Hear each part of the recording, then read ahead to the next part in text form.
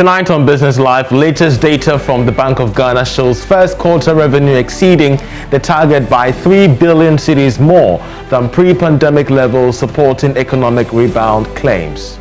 Data on government revenues for the first quarter up to the middle of March, and they were doing far better than what we saw same time last year.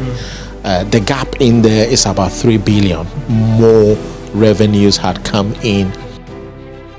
The Bank of Ghana cautions banks engaged in bancassurance to adhere to approved risk management strategies to avert financial crimes. As a regulator, we are concerned with these risks and require banks in bancassurance arrangements to strictly adhere to approved entity-specific risk management strategies. And Ghana's gross international reserves expected to rise by 11.1%. And of course, a move that will preserve the stability of the city for a larger part of this year. We have details coming up shortly.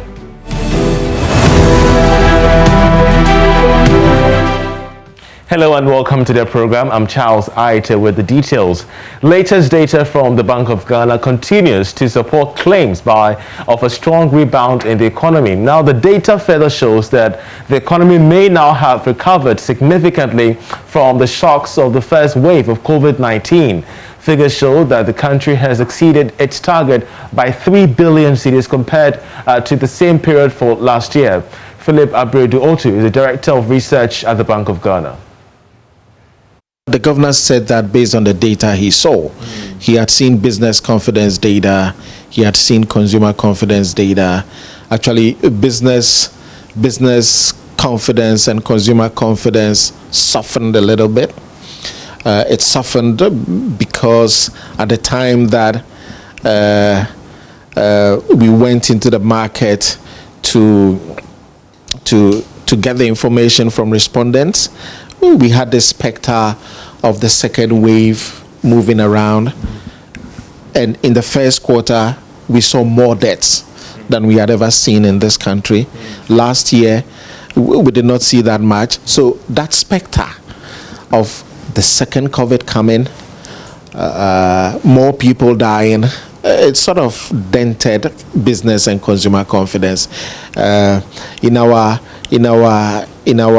In the responses that we had, businesses were worried that the second wave might result in another closure, which was going to impact their business severely. And therefore, they were not as bullish as they were in the previous survey round. And you would see we were upfront, we were clear in our statement that business confidence had gone down. Looking forward, we think we are going to get another bounce back. And the reason being the vaccines. The vaccine is a new story in the mix right now. And we think slowly it is giving confidence. And we think that in the next survey, business and consumer confidence will go. I mean, and again, the governor also said that because he had seen the numbers, the various constituents of our composite index of economic activity, which shows that all the indicators are now operating above their pre-pandemic levels, which is a good sign. The most interesting thing that we saw was VAT receipts, which had gone up significantly high. We also saw data on government revenues for the first quarter up to the middle of March, and they were doing far better than what we saw same time last year. The gap in there is about 3 billion more revenues had come in. And that is Philip Abredu-Otu, the Director in charge of research at the Bank of Ghana. Ghana's gross international reserves is expected to rise by a little over 11% this year to hit $8.8 billion. It represents about 4.5 months of import cover. Now, that's according to Fitch Solutions, research arm of ratings agency Fitch, in its April 2021 Africa Monitor report. Here's Charles Nixon-Yeboah's report on this matter. The increase in the reserves is as a result of robust global growth, which has triggered demand for Ghana's export commodities, including oil, gold, and cocoa. This is expected to preserve the stability of the cedi at around 5 cedis 80 pesos to the dollar in the first few months of this year. The Bank of Ghana put the country's gross international reserves at the end of February this year at $8.71 billion, providing cover for 4.2 months of imports of goods and services. Fitch Solutions said although dollar demand from importers will rise during the year amid a general improvement in economic conditions, the increase and the resulting pressure on the cedi is likely to be relatively muted in the first half of the year. This will keep prices of many imported goods unchanged unless taxes go up. The cedi strengthened by 1.1% against the dollar in January this year, therefore more than recovering from its modest 0.3% fall in December last year. Meanwhile, Fitch Solutions says exports are likely to pick up relatively swiftly on the back of rebounding growth in major markets, notably China, which is one of Ghana's single largest export markets. This is expected to result in an improved terms of trade. Now, Alliance Insurance, a subsidiary of global insurance giant Alliance Group, has announced a partnership with UBA Ghana to drive an innovative bancassurance strategy. Now, through this partnership, over 20 branches of UBA spread across the country will offer customers personal insurance products, which include motor insurance, home insurance, and travel insurance, along other financial services in a convenient manner. There is more in this report. Speaking at the media launch of the Alliance Insurance UBA bancassurance deal in Accra, the Chief Executive Officer at Alliance Insurance, Darlington Munhuwani, said the move is part of efforts to improve insurance accessibility. In a market where price is controlled, what else can we compete on? What is the difference maker? And really the difference maker is not technology, it's our people and how we interact with our clients, both current and future clients. And the coming together of UBA, which is a client-centered and client-focused organization, together with Allianz, one of our values is that we should be client-focused. And essentially what that means, it's a big word to say clients are important. So that is one of the driving forces around this partnership. We have signed, we are going to do business, and our people are going to deliver the service. Managing Director and Chief Executive Officer of UBA Ghana, Olalekan Balogun, described the partnership as a synergy that is bringing value to customers. Why I'm saying this is that we have quite a number of our customers that, due to conveniences, some of them don't have covers against the investment they have today. But with this kind of partnership, having those products on our desk in the banking hall will make sure that we have a lot of people imbibe the insurance culture, as it were. So it's a synergy as far as I'm concerned, as more than a partnership. The customers and the entire public tend to benefit more from this. This first stage of the partnership will cover 3 items, which is a vehicle that has already been talked about, home, and also travels. Deputy Commissioner of Insurance, Kofi Ando, says bancassurance is the current emerging force in the insurance industry. Even though bank brokers and agents have been and still remain the major channels of insurance distribution in Ghana, the trend is rapidly changing.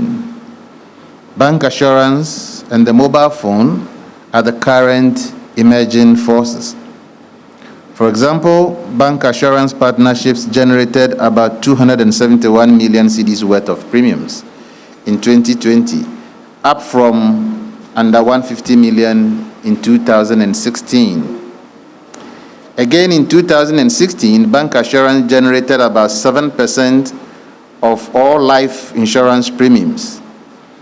At the end of 2019, this had grown to 13%. The bancassurance product is made available to all customers, particularly homeowners, car owners, small and medium enterprises, and expatriates due to the kind of operations they are involved in. Meanwhile, the Bank of Ghana is cautioning banks collaborating with insurance companies to distribute insurance products to customers to adhere to approved risk management strategies.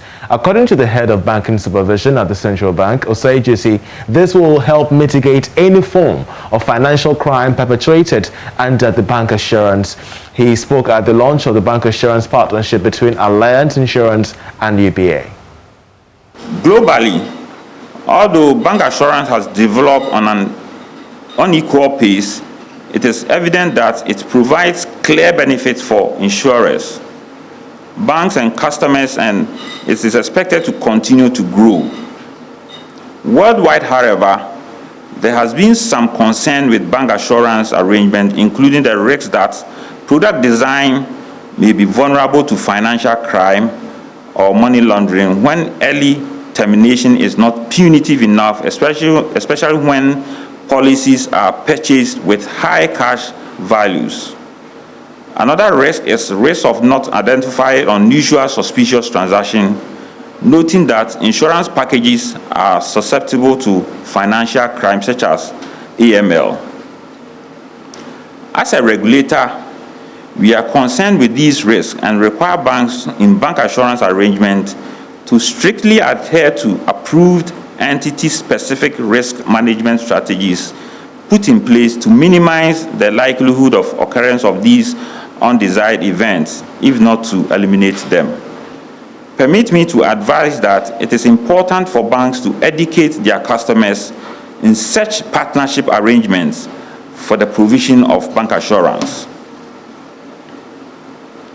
Banks are acting as agents, selling insurance products on behalf of principals, and this should be well noted, please. Well, away from that, the Ghana Export Promotion Authority, GEPA, has introduced an educational curriculum for Ghanaian exporters to align with international trade policies under the World Trade Organization. There is more in this report. CEO of GEPA, Dr. Efuasabi Asari, detailed the need for a diploma in international trade online program, citing its competitive advantage for Ghanaian exporters. The ultimate objective is to orient graduates to transforming Ghana's natural resources. A substantial number of trained men and women actively engaged in businesses in the industrial export product and services value countrywide. Meanwhile, Joy Business engaged some partakers of the program. They believe the course gives them an edge over the counterparts. I'm Abdelrazak Rafiko Inusa. I joined this program because I want to have international trade. So when I got the opportunity, I decided to enroll. Ideas were shared on our platform because we couldn't have any physical. My name is Thomas Jake Kwekupra. I am one of the candidates who was enrolled on the level 4 diploma in international trade, a program that is organized by GEPA in collaboration with East of Export and International Trade and International Trade Center in Geneva. The whole program started last year, September. It's a 4-module, and every semester we are to take 1 module. All exporters of non-traditional products will in the coming weeks be engaged in an extensive orientation. This is to open them up to existing opportunities when it comes to the implementation of the Continental Free Trade Agreement. Well, the Association of Ghana Industries has added a layer of competitiveness to consumable products through the introduction of a health safety still called the Obasima Seal. Here's more. To set out the nutritional benefits of certified consumable products for the Ghanaian, African and international markets. The chief executive of the AGI, Sechuma Kwabwa, said that this places Ghana on a competitive edge among its players in the Continental Free Trade Agreement. You know, we live in a competitive world now. With the CFTA coming on board, what it means is that your market is going to be opening even more for African countries to bring their products in, and you can also export to other African markets. Now, when we talk about competition, it's in different ways, on different fields. You can have competitive products in terms of quality, and then you can also have competitive products in terms of price. The thing about quality is that the consumers must accept it as a quality product, and it means that it must make a good impact on their health when they consume it. The Vice President of the AGI, Humphrey Ayim Dake, is confident that the Obasima seal will guarantee that food products with the set seal will fulfill certain nutritional criteria that includes needful information on minerals, vitamins, and healthy levels of sugar and salt. The AGI has led the acquisition of new companies who will produce fortified products to add to the Obasima portfolio. 57 food processing companies have been identified, and the Obasima idea pitched to them for further capacity building in this objective. The Obasima sale saw stakeholders touch on the best ways by which locally made foods could meet global standards. You're watching Business Live. We're taking a short break. When we come back, we talk World Art Day this day.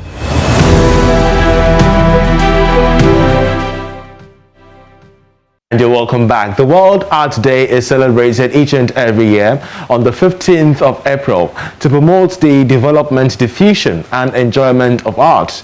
The day was adopted by the International Association of Arts, a partner of UNESCO, to create awareness of creative activity worldwide. We'll bring you a story of a renowned artist with over 3 decades, that's 30 years of experience. He calls on governments to establish art studios in schools to help nurture talented artists at their tender ages. My colleague Anasabit has more at this report. Art, whilst I was in primary school, I saw in me that I can do something through drawings, through paintings and those kind of things. So it was when I was in class 4 that one of my teachers called me and said that you can see that I will be one of the greatest artists in the near future. Anani Isaac, also known as Cigaro, is a renowned artist whose art brings to light the clash of ideas and concepts shown explicitly in the painting strokes of this genius. I used to be drawing those times. We draw pictures of Jesus Christ, and when we got to middle school, by then we call it middle school. That was time of Michael Jackson's, Bob Marley's, and those musicians. So we used to draw them. His works span across over 3 decades and are expressed in different media ranging from pencil art, acrylic painting, textile printing, linocut and lithography to screen printing. For about 32 years from school, from A-level, that is from whilst doing my national service, and I've made it in this industry. It's helped me a lot. Yeah, it's helped me because what makes me happy is that I'm fulfilling what God has given to me. I'm putting it in use, helping people. I've helped many people through this trade. Art is a testimony of the human condition. It encompasses all of our hardships, emotions, questions, decisions, and perceptions. And that's an answer bit report. But we still stay on this story because we're joined via Zoom by a Baden performance arts curator, Oscar Maruli Awuku, who has been doing pretty well over the past few years in his own stead. Oscar, we're grateful that you joined us. It's World Arts Day. As an artist for yourself, a painter, how does this day resonate with you? Thank you for the question. Basically, currently in Ghana, I've not really seen much galleries and residences supporting artists, which has made it quite difficult for artists to actually know what's going on in the world. And so current issues going around globally in relation to Black Lives Matter, a lot of collectors and galleries are seeking for African arts to represent who we stand for. Since Ghana is now a bridge between the diaspora and the African motherland, where you are attracting diasporans into the country, I feel the government should set up structures or facilities to house our artists, because there are a lot of in the pockets which tells our stories. And these are the stories that really attract the diaspora in the country. So if the government should invest in that sector, creative art sector, it will really help with the artists and those in the diaspora seeking to find the heritage. You talk about the diaspora. It does beg the question about their, the dynamics when it comes to their content preference to African art. But what is the case here in Ghana? Because many do argue the point that, yes, we do paint, we do tell the African story, but it's the whites out there who consume our art. I'm saying that you stated the issue about the diaspora, the fact that they consume much of content produced from Africa, telling the African story. But help us understand the consumption rate by Ghanaians, Africans themselves, on matters related to arts. Yeah, that's the issue we are facing currently as Ghanaians, because most of us don't really know the stories behind what we create. Here we are talking about our crafts, and then we have this stereotype about our mask. What we feel it's spiritual and it's more like a bad comment. So I feel if the artists ourselves can have artists talk with individuals here that are school to educate them on what is artworks or for the symbolism behind them. If we're able to educate them, they will be able to also educate people from the diaspora coming into the model. All right, Oscar, we're grateful that you joined us. He's a performance arts curator speaking to us as we mark World Arts Day. Away from that, the Minister for Works and Housing, Francis Ascensi, has assured the private sector that the government will create an enabling environment for industry players to help bridge the housing deficit in the country. He made these comments when he launched the Glitz Africa's maiden magazine on the housing sector. Here's more. Speaking as the special guest to unveil the maiden edition of Glitz Africa's newest publication on the housing sector, the Minister of Works and Housing, Francis Ascensi, says the ministry will continue to dialogue with industry players to ensure a high level of professionalism, transparency, and result-oriented programs solve the housing issues. Ladies and gentlemen, apart from the formulation of legislation and policies to streamline the activities of the sector, the government believes in dialogue with industry players to ensure a high level of professionalism, transparency, and results-oriented programs. In this regard, the ministry is confident that lessons learned through this engagement will offer us ideas needed to provide homes with the ultimate aim of helping to reduce the housing deficit which is currently facing the country. On his part, Executive Head Home Loans of the First National Bank, Kojo Adokufo, indicated that the launch of the National Housing Mortgage Financing Scheme will help in dealing with the challenges confronted in the industry. Time and time again, solutions have been suggested. More affordable housing, strategic government intervention, digitization of address systems, support for local builders and producers of construction material, new legislation, new regulation, and the list goes on and on. Has there been progress? Yes, definitely yes. A lot has been achieved. Honorable Minister, the launch of the National Housing and Mortgage Finance Scheme to assist public servants acquire homes is a significant step in the right direction, especially because it appropriately addresses the provision of home loans in local currency.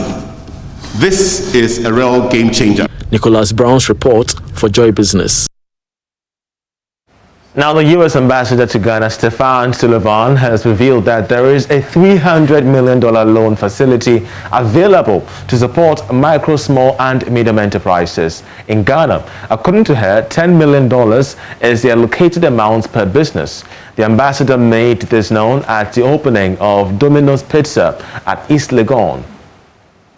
Dominos Pizza, a subsidiary of Fire Foods Africa, has opened a branch at East Legon. The launch was graced by the U.S. Ambassador to Ghana, Stephanie Sullivan, who referred to the eatery as an emblem of promoting Ghana-U.S. trade. She further stated that the Continental Free Trade Area has increased interest in investments. I'm very excited to be here today at the opening of Dominos Pizza in East Legon. And it's emblematic of the interest of U.S. investors in doing business in Ghana. And to your point, having the Secretariat of the Africa Continental Free Trade Area based here in Accra has brought new interest and attention, and we're working with the Secretariat to see how we may be able to help. Between the U.S. Exim Bank and Ghana Exim Bank, we have a $300 million loan guarantee facility, which can help the small and medium enterprises in Ghana that may want to import equipment and services from the United States. So we're looking forward to seeing those businesses benefit from that, up to $10 million maximum per business. Vikas Singh, Managing Director of Far East Mercantile Limited, proprietors of Fire Foods Africa, says Domino's Pizza is not focused on any competition because it is way better in every way. Domino's is a globally renowned brand. It is one of the best fast food chains in the world. Like I said, ideology of Far East has always been to bring in great brands into Africa. We always believed in the strength of Africa. And this is another example of how we have brought another good brand into Africa. We believe in the economic strength of Africa. There's competition and there's room for everybody to work. And I think this industry is at a very infancy nascent stage. There's a lot of consumers there that want quality pizza at affordable prices. So I'm sure we and our competition will coexist. I have not focused on my competition at all. I'm very confident Domino's is way better in every way. Executive Director for Fire Foods Africa, Karan Kapoor, indicated that the presence of Domino's Pizza in Ghana will be an avenue for investments and job opportunities. When we're coming to market currently, we're looking at a large investment which will be there. So there's a lot of foreign investment that will be coming into Ghana. We also will be investing in localizing the supply chain. And most importantly, we'll be providing a lot of employment, new jobs, upskilling, training as well, and investments into that. We're investing in technology on the training side. For us, the Ghana has been a great investment opportunity, a great country to enter, and we've been very excited. This is for us the few important things. The most important is quality. So in terms of quality of products and what we serve. So in terms of food safety, hygiene, each of the suppliers we buy from are audited with hygiene standards, which are certified with global certifications. We've got a lot of localized flavors and products. We've got Pepe hot chicken, chichinga beef, and then of course the entire technology and delivery which Domino's is known for. So we're offering free delivery. You'll see a big sign in the back saying free delivery. That in Ghana, which we believe a lot of customers are looking for, waiting for, as well as the entire online ordering platform. So you can sit in your house and know when your pizza is being made, when it's leaving the outlet, when it's going to reach. And we say Akwaaba to Domino's Pizza. That's how we end Business Live. I'm Charles Aite. For more news, you log on to myjoyonline.com. Have a good evening.